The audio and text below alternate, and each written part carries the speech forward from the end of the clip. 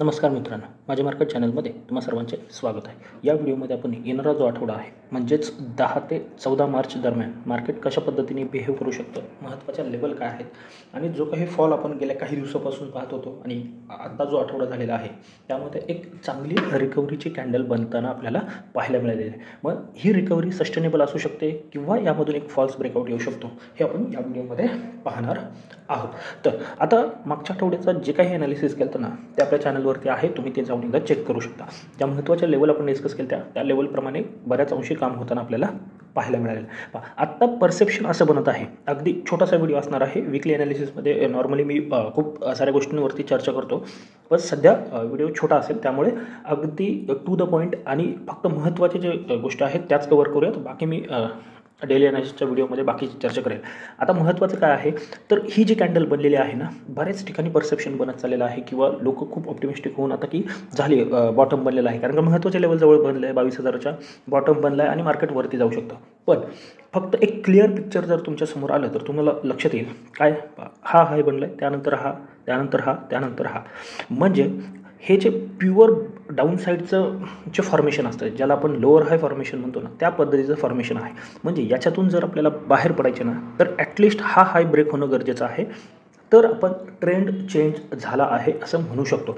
याचा अर्थ ही बर्डन घेऊन ट्रेड करण्याची काही आवश्यकता नाही आहे। आपण इंट्राडे किंवा वीकली ट्रेड करत असू तर संधी मिळू शकते। फक्त एक लक्षात ठेवा, ॲटलिस्ट ही जी ट्रेंड लाईन येते आणि ती ट्रेंड लाईन येते 23,000च्या जवळ, जोपर्यंत याच्यावरती आपण बंद होत नाही या ट्रेंड लाईनच्या, तोपर्यंत एक चांगले अपसाईडचे ट्रेड आपल्याला मिळणार नाहीत लाँग रनमध्ये। इंट्राडेमध्ये नक्कीच मिळतील, कदाचित 2-3 दिवस किंवा अजूनही। माझं ॲनालिसिस जे आहे मी त्या पद्धतीने सांगतो। बऱ्याच जणांना ऐकायला हे थोडं वाईट वाटेल, पण लक्षात ठेवा कदाचित 1-2 आठवडे अजूनही इथे घालू शकतात आणि नंतरून एक शार्प कॅन्डल 1 किंवा 2 आठवड्याची येऊन हा जो लो आहे ना तो टेस्ट होण्याची शक्यता खूप जास्त आहे। गेल्या 1-2 आठवड्यापूर्वी चर्चा केलेली तुम्हाला आठवत असेल की जर 22,000पासून मार्केटवरती जाते ना तर ते माझ्यासाठी संशयाची जागा ठेवून जाणार आहे। मला आत्ता काय अपेक्षा होती की मार्केटने 21,800 टेस्ट करून जायला हवं होतं, म्हणजे मी त्या कॉन्फिडन्सने बाईंग केलं असतं, पण तसं झालेलं नाही आहे। बाकी पुढे आता याविषयी चर्चा येतच राहील। फक्त हे याच्यासाठी सांगितलं आहे की अगदीच थोडंफार सोशल मीडियावरती म्हणा किंवा इतर ठिकाणी जे काही वातावरण बदलते ना त्याच्यामध्ये वाहत जाऊन खूपच जास्त हेवी बाईंग पोझिशन आता बनवू नका, एवढं सांगण्यासाठी हा कॉन्टेक्स्ट समजून सांगितलेला आहे। आता मार्केटवरती या आठवड्यापुरतं जर पाहायचं झालं तर सगळ्यात महत्त्वाच्या अगोदर ज्या काही पॉझिटिव्ह गोष्टी आहेत त्या काय आहेत तर डॉलर इंडेक्स अगदी 103 वरती येताना आपल्याला पाहायला मिळालं आहे आणि हीच खूपच चांगली पॉझिटिव्ह गोष्ट आहे। दुसरं, डॉलरही कमी होतं, डॉलर रुपयाच्या तुलनेमध्ये आपल्याला जे काही खूपच मोठं पाहायला मिळालं त्याच्यामध्ये थोडंफार आपण राहत म्हणू शकतो, ती आपल्याला पाहायला मिळाली। आणि दुसरं महत्त्वाचं आहे, क्रूड कंटिन्युअस डाऊन साईडला चालू आहे, तर तोही एक पॉझिटिव्ह ॲस्पेक्ट ठरू शकतो आपल्या मार्केटसाठी। हे झालं पॉझिटिव्ह। निगेटिव्ह आहे सध्याला ग्लोबल मार्केटवरती थोडा प्रेशर, इंडियन मार्केटवरती प्रेशर आहे। एफआयचं जे सेलिंग आहे ना तो एक काळजीचा विषय होता, पण गेल्या काही दिवसांपासून जर पाहिलं ना तुम्ही, जरी त्यांची बाईंगचे आकडे येत नसले ना तरी सेलिंग काही प्रमाणात कमी होताना आपल्याला पाहायला मिळते, मग तो थोडा पॉझिटिव्ह आहे। फक्त पर्टिक्युलर आत्ताचा पुरता विचार केला तर निगेटिव्ह असणार आहे, कारण का सेलिंग चालू आहे। पण गेल्या काही दिवसापासूनचा ट्रेंड जर पाहिला तर लक्षात येईल जे सेलिंगचे आकडे होतात ना ते आता कमी होताना पाहायला मिळतात। ऑब्व्हियसली DI आपल्याला बाईंग करताना पाहायला मिळतात। बाकीच्याही थोड्याफार गोष्टी आहेत। सध्याला टेरिफचा जो खेळ चालू आहे खूप दिवसापासून, जसं म्हणजे ट्रम्प तात्या आलेत ना आपले, तेव्हापासून त्यांनी तो एक प्रकारे खेळ चालवला आणि त्याचा इम्पॅक्ट आहे किंवा ज्याला प्राइसिंग करणं म्हणतं ना, तर बऱ्याच अंशी या 2-3 आठवड्यामध्ये तो होताना पाहायला मिळालेला आहे। जर नवीनच अगदी काही डेव्हलपमेंट झाली तरच आपल्याला त्याच्यावरती रिॲक्शन आता पाहायला मिळणार आहे। आता फक्त लेवलविषयी चर्चा करूयात। आता सध्याला आपण जिथे उभे आहोत ना तिथून दोन्ही बाजूला सेम लेवल आहेत, म्हणजे इथून वरती 500 पॉईंट दिसत आहेत आणि इथून खालीसुद्धा 500 पॉईंट दिसत आहेत।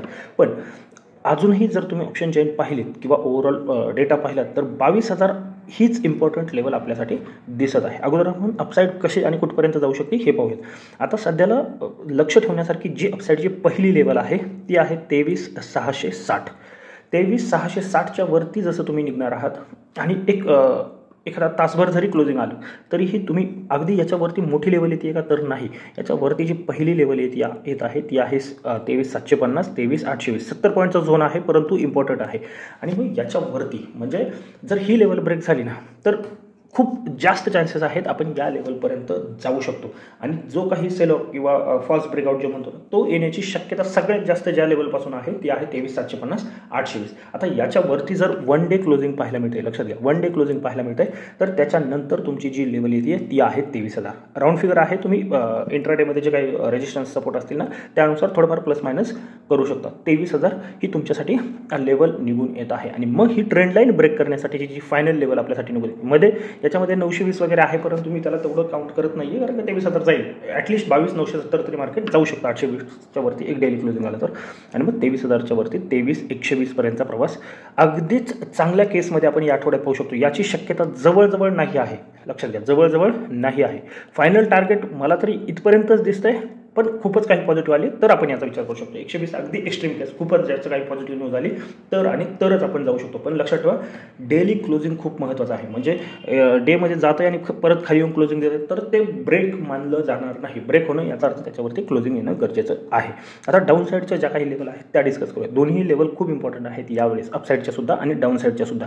म्हणजेच मार्केट वोलटाईल राहू शकतं, एखादी कॅन्डल डीप येऊ शकतो. जसं मी डेली कॅन्डल लावतो म्हणजे तुमच्या लक्षात येईल गेल्या 2-3 दिवसामध्ये किंवा 4 दिवस आपण पॉझिटिव्ह बंद आहोत.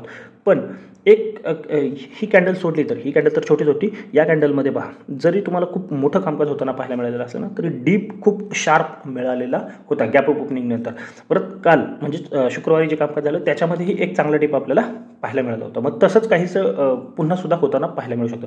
मग आता डाऊन साईडच्या ज्या काही इम्पॉर्टंट लेवल आहेत ना त्यामध्ये पहिली जी इम्पॉर्टंट लेवल आहे ती आहे 22,440 460. आता आपण जिथे बंद आहोत ना तिथून एक 100 पॉईंट खाली. आता 440 460 ही काय आहे तर ही तुम्हाला इंट्राडेमध्ये हेल्प करू शकते, लक्षात घ्या इंट्राडेमध्ये.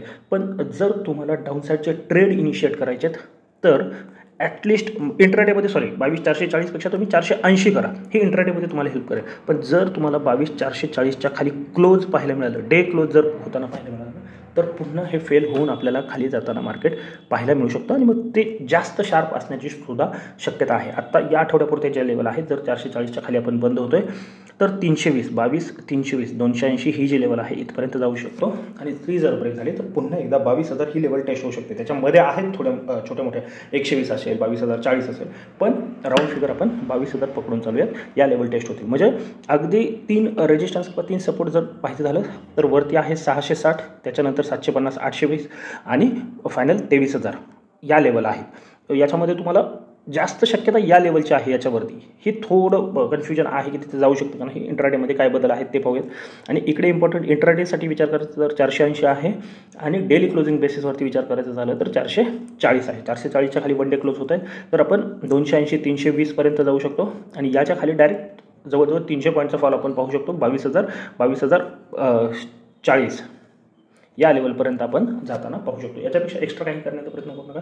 रेंज खूप मोठी आहे, म्हणजे 1000 पॉईंट आपण आता डिस्कस केले. याच्यापेक्षा वेगळं काही नका करू, म्हणजे 1000 पॉईंटच्या पेक्षा जास्त मुवमेंट शक्यतो नसते निफ्टीच्या चार्टमध्ये.